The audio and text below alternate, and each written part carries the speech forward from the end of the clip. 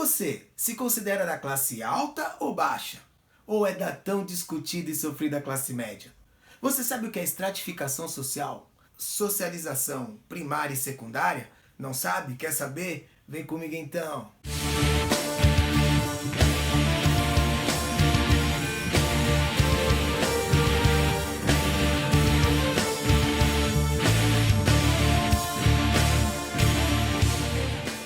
Salve, eu sou o Ibsen e esse é o seu canal Ibsen sobre som e filosofia, e o assunto de hoje é estratificação social e socialização primária e secundária. Para a gente falar sobre esse assunto, a gente precisa entender uma atividade fundamental na vida humana, que é o trabalho.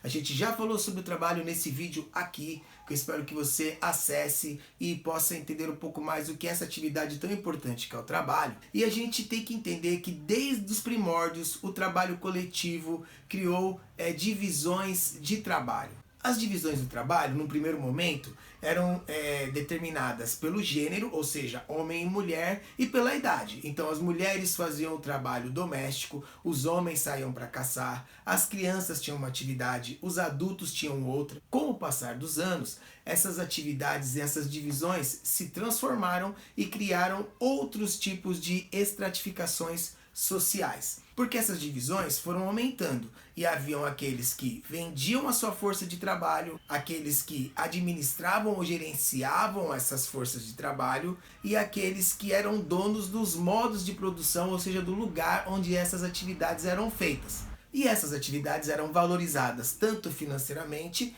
quanto em relação ao respeito e ao status.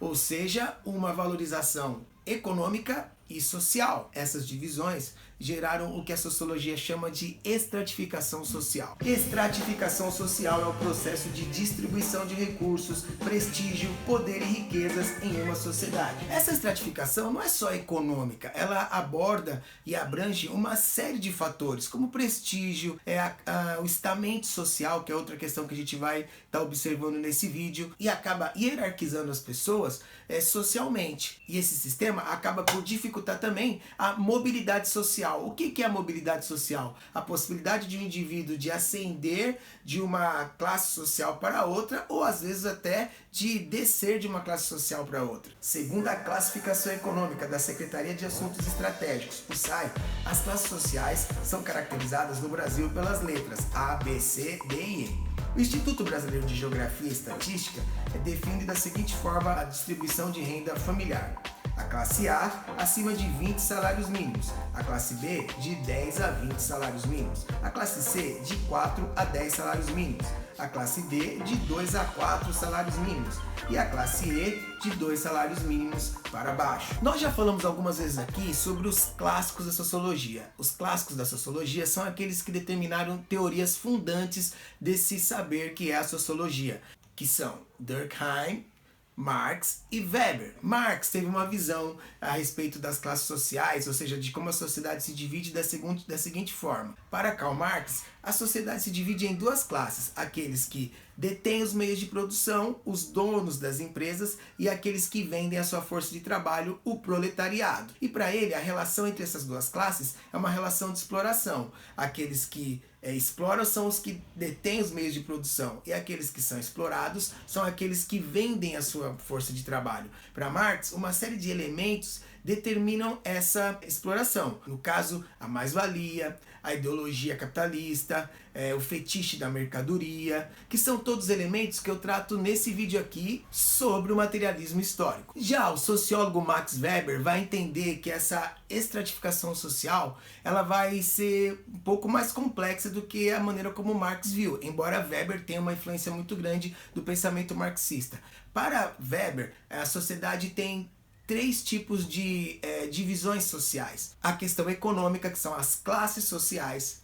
A questão do prestígio e do respeito que uma certa classe tem, que ele vai chamar de estamentos sociais. E a divisão política, que são os partidos. De que maneira isso ocorre? Para ele, a classe social determina a forma como a renda é distribuída, ou seja, a forma como os recursos são distribuídos nas várias classes sociais. Isso vai determinar a sua classe econômica, ou seja, a sua classe social determinada pelo fator econômico. nós vamos ter os estamentos. Para Weber, os estamentos estão relacionados ao prestígio e ao respeito que uma classe tem. Eu vou pegar como exemplo uma classe bem emblemática, os militares. Nem todos os militares têm o mesmo soldo, mas o militar tem um prestígio social diferente das pessoas comuns. Então aquilo determina um estamento, ou seja, um nicho social que tem um tratamento diferenciado. Weber vai caracterizar isso como um estamento social. E os partidos representam uma ordem política.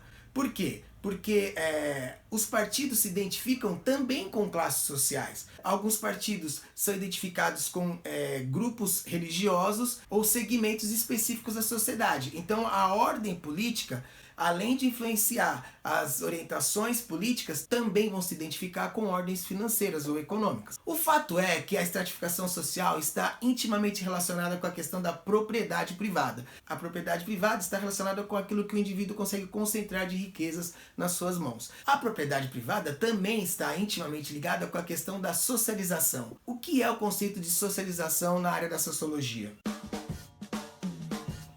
A socialização é o processo de inserção de um indivíduo nos sistemas sociais, que de um modo geral não representa a conscientização desse processo.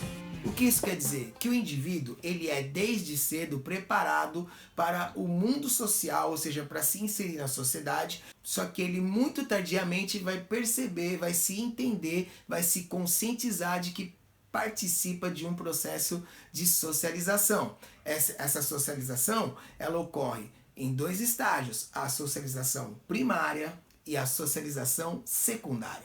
Esse conceito é abordado por Emile Durkheim, um dos três sociólogos clássicos, ou seja, um dos três produtores das teorias fundantes da sociologia. Para Durkheim, esse processo de socialização ele está inserido no processo de coerção social, ou seja, os fatos sociais. Fatos sociais são aqueles processos sociais que são determinados na vida do indivíduo sem que ele opine se quer ou não. Ou seja, a socialização ela é inerente ao ser humano. Todos nós passamos por esse processo. Todos nós que estamos inseridos na sociedade, em algum momento somos inseridos nesse processo de socialização.